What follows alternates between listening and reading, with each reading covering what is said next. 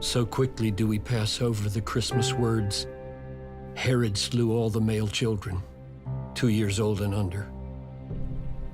But the poet lingers, weeping, raging, looking at the dark spot in hope that any prick of light might become a portal for the sun. And what he sees, he strains with words to show, pressing us against the perforation of the wall of pain.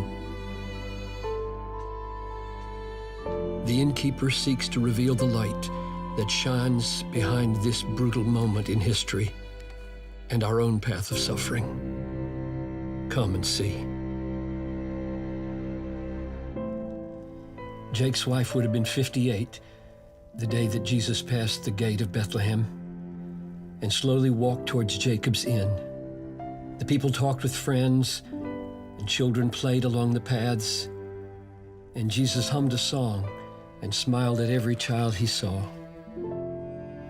He paused with one small lass to draw a camel in the dirt, then said, "What's this?"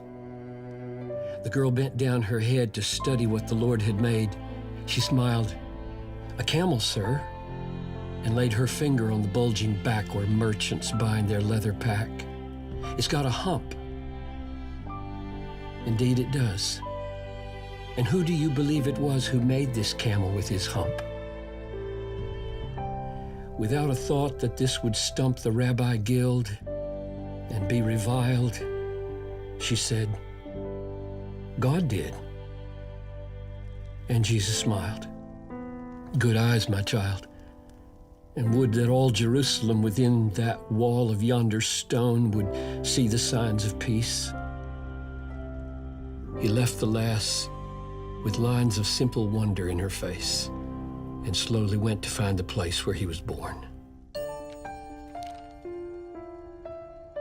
Folks said the inn had never been a place for sin, for Jacob was a holy man, and he and Rachel had a plan to marry, have a child or two, and serve the folks who traveled through, especially the poor, who brought their meal and turtle doves and sought a place to stay near Zion's gate.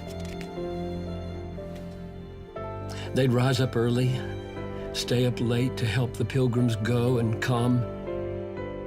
And when the place was full, to some, especially the poorest, they would say, "We're sorry there's no room. But stay now if you like out back. There's lots of hay, and we have extra cots that you can use. There'll be no charge. The stable isn't very large, but Noah keeps it safe." He was a wedding gift to Jake because the shepherds knew he loved the dog. There's nothing in the Decalogue, he used to joke, that says a man can't love a dog. The children ran ahead of Jesus as he strode towards Jacob's inn. The stony road that led up to the inn was deep with centuries of wear and steep at one point just before the door. The Lord knocked once, then twice, before he heard an old man's voice, "Round back." It called, so Jesus took the track that led around the inn. The old man leaned back in his chair and told the dog to never mind. "Ain't had no one to tend the door, my lad, for 30 years. I'm sorry for the inconvenience to your sore feet. The road to Jerusalem is hard, ain't it? Don't mind old Shem, he's harmless, like his dad. Won't bite a Roman soldier in the night. Sit down." Jacob waved the stump of his right arm. "We're in a slump right now. Got lots of time to think and talk. Come, sit, have a drink." "From Jacob's well," he laughed. "You own the inn?" the Lord inquired. "On loan, you'd better say. God owns the inn." At that, the Lord knew they were kin and ventured on. "Do you recall the tax when Caesar said to all the world that each must be enrolled?" Old Jacob winced. Are north winds cold? Are deserts dry? Do fishes swim and ravens fly? I do. A grim and awful year it was for me when God ordained that strange decree. How could I such a time forget? Why do you ask?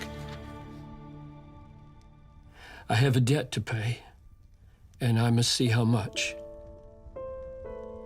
Why do you say that it was such a grim and awful year? He raised the stump of his right arm. So dazed, young man, I didn't know I'd lost my arm. Do you know what it cost for me to house the Son of God? The old man took his cedar rod and swept it round the place, empty, for 30 years alone, you see? Old Jacob, poor old Jacob, runs it with one arm, a dog, no sons. But I had sons once. Joseph was my firstborn. He was small because his mother was so sick. When he turned 3, the Lord was good to me and Rachel, and our baby Ben was born the very fortnight when the blessed family arrived. And Rachel's gracious heart contrived a way for them to stay there in that very stall. The man was thin and tired. You look a lot like him. But Jesus said, why was it grim? We got a reputation here that night. Nothing at all to fear in that, we thought. It was of God. But in 1 year, the slaughter squad from Herod came. And where do you suppose they started? Not a clue. We didn't have a clue what they had come to do. No time to pray, no time to run, no time to get poor Joseph off the street and let him say goodbye to Ben or me or Rachel. Only time to see a lifted spear smash through his spine and chest. He stumbled to the sign that welcomed strangers to the place and looked with panic at my face as if to ask what he had done. Young man, you ever lost a son? The tears streamed down the Savior's cheek. He shook his head, but couldn't speak. Before I found the breath to scream, I heard the words, a horrid dream.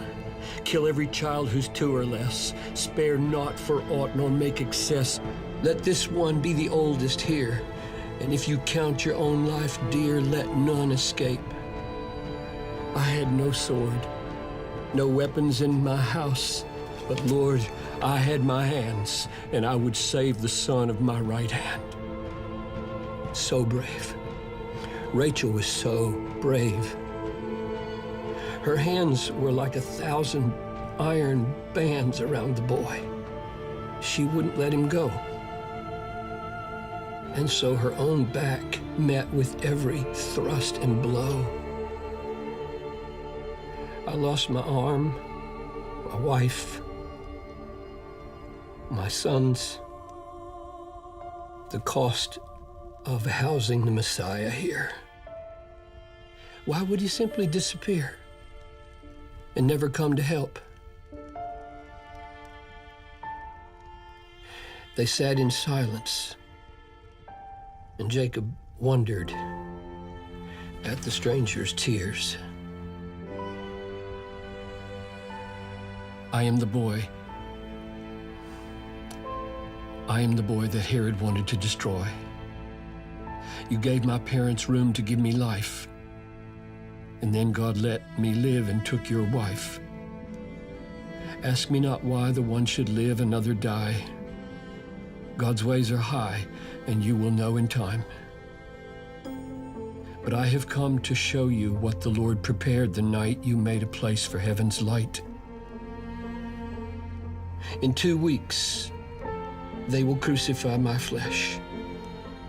But mark this, Jacob, I will rise in 3 days from the dead and place my foot upon the head of him who has the power of death. And I will raise with life and breath your wife and Ben and Joseph too, and give them, Jacob, back to you with everything the world can store, and you will reign forevermore.